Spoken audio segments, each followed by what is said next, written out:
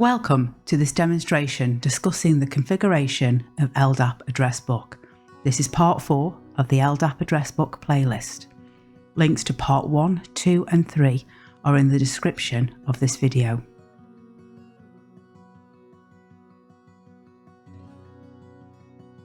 Let's look at some requirements. Before configuring the settings for the LDAP connection on the internal web page, there are certain criteria needed for the machine where the external user directory is being hosted from.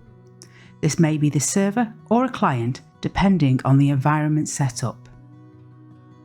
FQDN, Fully Qualified Domain Name. This is a requirement when initially setting up. There are lots of ways to retrieve this. I am going to show you 2 ways. Open Server Manager with the main dashboard showing. You will only be able to use this application if you are running a server. Select Local Server.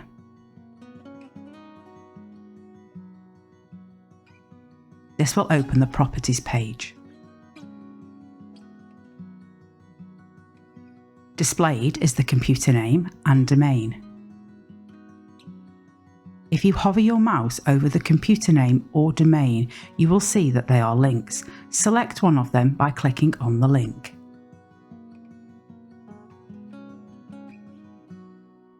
This will open a pop-up box with system properties. Here is the full computer name. Here is the domain.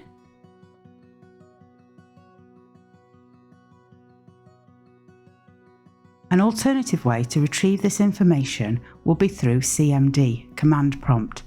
You need to be logged on as an administrator. Enter the following command. This will produce your FQDN. The CA, Certificate Authority. Now we have the FQDN, we need to get a certificate. In the search bar, type mmc.exe. This will open the home screen of the application. Select File. Select Add Remove Snap-ins.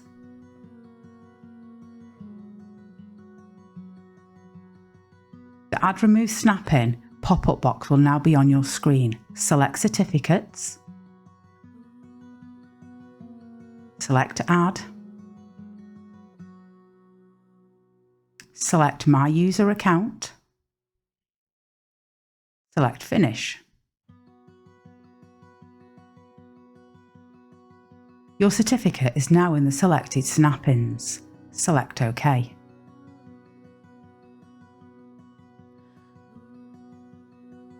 Now you are back on the home page of the application. Select Trusted Root Certification Authorities. Select Certificates. Then select Brother CA. Right-click on Brother CA and then select All Tasks. Select Export. The Certificate Export Wizard is now on your screen. Select Next.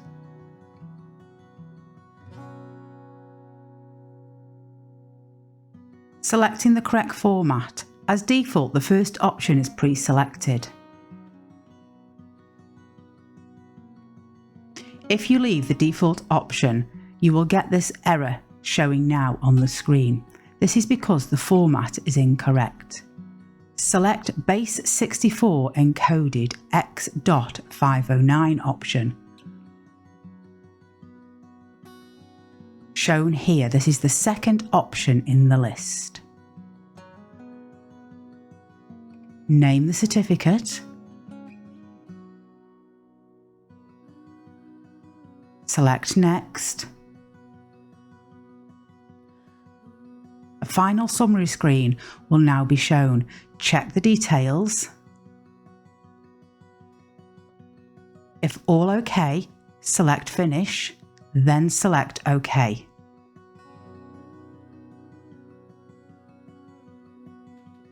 Now your certificate is ready in your chosen location. For this demonstration, I have saved to my desktop. To configure an LDAP connection on a Brother device, access to the internal web page is required. Accessing the internal web page. If you are unsure of how to log on to your internal web page, in the description of this demonstration, there is a link to a video showing you how to access your internal web page. LDAP configuration. This demonstration will now cover all options for setting up an LDAP connection. Once you are logged on to the internal web page, select Address Book from the menu on the left-hand side. Select LDAP.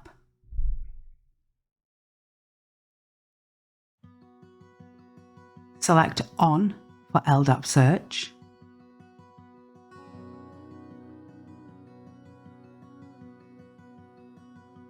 Under the quick settings, it requires the LDAP server address as shown here. This is the address we got at the start of the demonstration. Enter the LDAP server address into the required field. SSL TLS settings, select your required option. In this demonstration, I will be selecting SSL TLS. This makes my connection an LDAPS. If none is selected, your connection will be LDAP. If you opt to verify server certificate, you will need to upload the certificate we saved at the start of the demonstration. Verifying server certificates are generally used in zero trust environments, and every time a request from the Brother device is received, the certificate is verified. In trusted environments, the verification happens on initial setup. Scroll down to the bottom of the page. Select CA certificate to start the process of uploading the certificate. If you have any existing certificates, they will be listed here. I have uploaded a previous one for demonstration purposes. Here you can see the details along with an expiry date. Select Import CA certificate.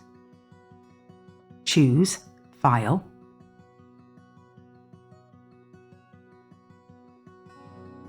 Select your saved file.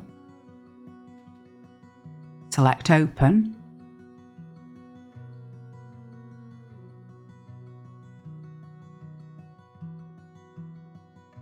The file has been uploaded. Select Submit.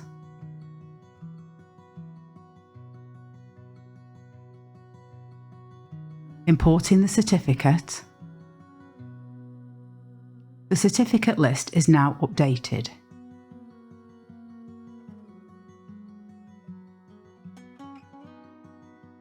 Once the certificate has been uploaded, you can now continue with the configuration of the LDAP connection settings. Select Address Book. Select LDAP.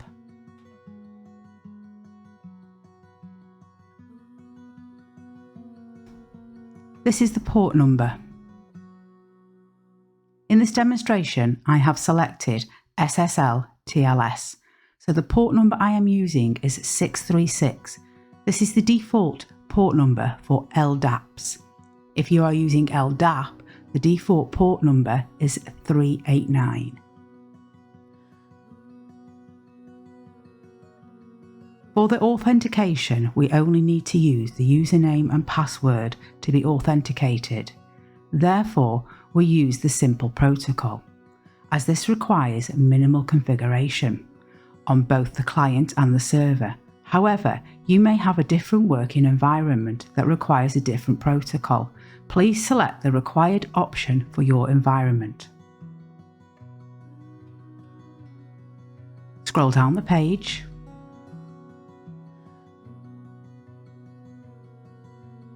Under the username, enter an account that has administrator rights. Enter the password and re-enter the password for that account. Search route. If you know the search route, you can enter it manually here. But if your server supports LDAP version 3, you can select Fetch the DNs. Select here. You will see a please wait screen while the DNs are being fetched. Select the arrow to view the drop-down list of available DNs. From the list, select your search route.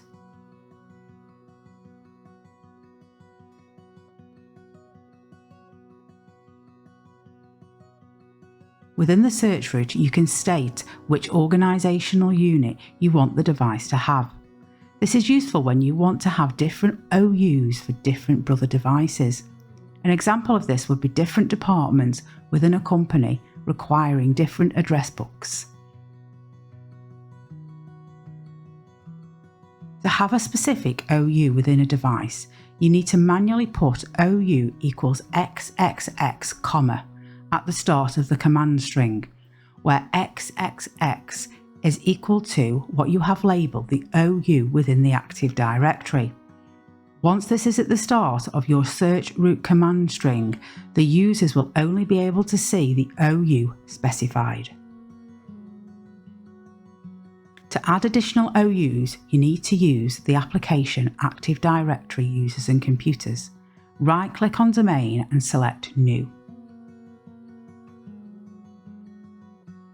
Select Organisational Unit.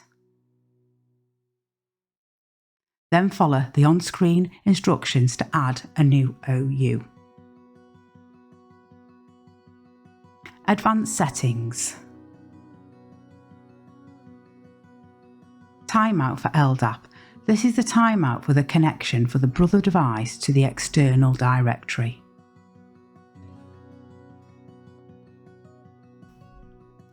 An attribute represents a piece of information associated with an object such as a user, group, computer or device. It's similar to a property or field in a database table. When entering an attribute, remember they also need to be in the field when setting up the user properties in Active Directory. Attribute of name equals CN equals logon name. Within the user properties of Active Directory, under the Account tab, you have the user logon name. This is equal to the attribute CN. Scroll down to see the rest of the attribute fields.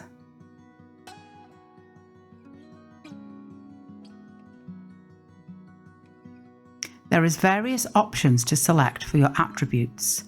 Attribute of email equals mail. This is the email of the user. Let's look at where this information is taken from. The email is displayed on the brother device. In Active Directory, under the General tab, the user's email is set.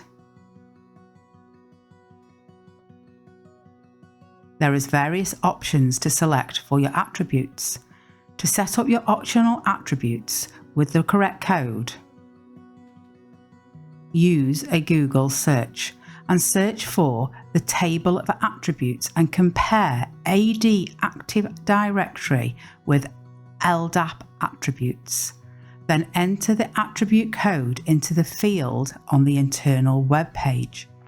And also match the data in the user properties. If this isn't matched with the attributes, the user at the brother device will not be able to search on this criteria. The last option that needs to be set up is the SNTP, the Simple Network Time Protocol. This is the networking protocol for synchronizing the clocks on devices on a network. Select SNTP.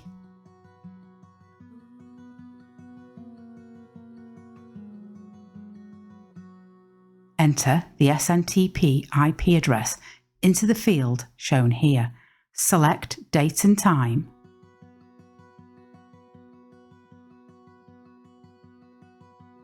This is where you need to set up the date and time manually, if not using SNTP. Select the tick box next to Synchronize with the SNTP server.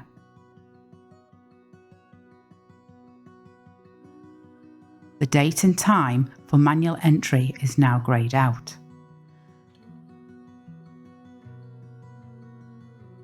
Select Submit.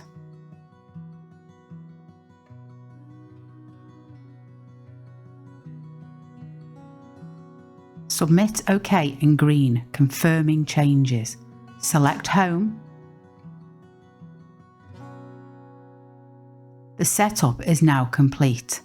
There is one area to check within the internal web page to check that all features are switched on. Select Network from the menu on the left. Then select Protocol.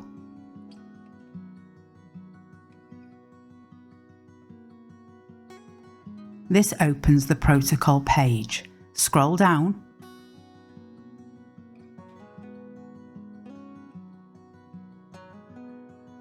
There is 3 sections to check on this page. First, check the email client. The email client will need setting up. There is a linked video in the description of this demonstration to help you with the setup if needed. Second, check the LDAP.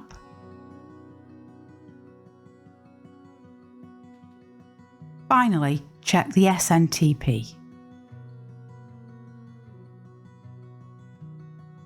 If any changes were made, you will need to select the Submit.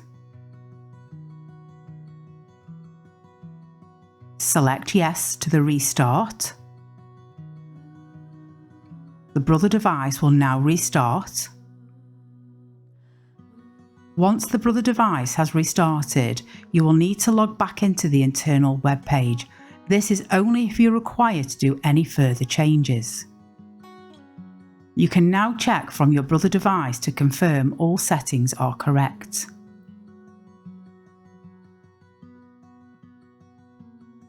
Summary. Let's summarise some key points that we covered in this demonstration.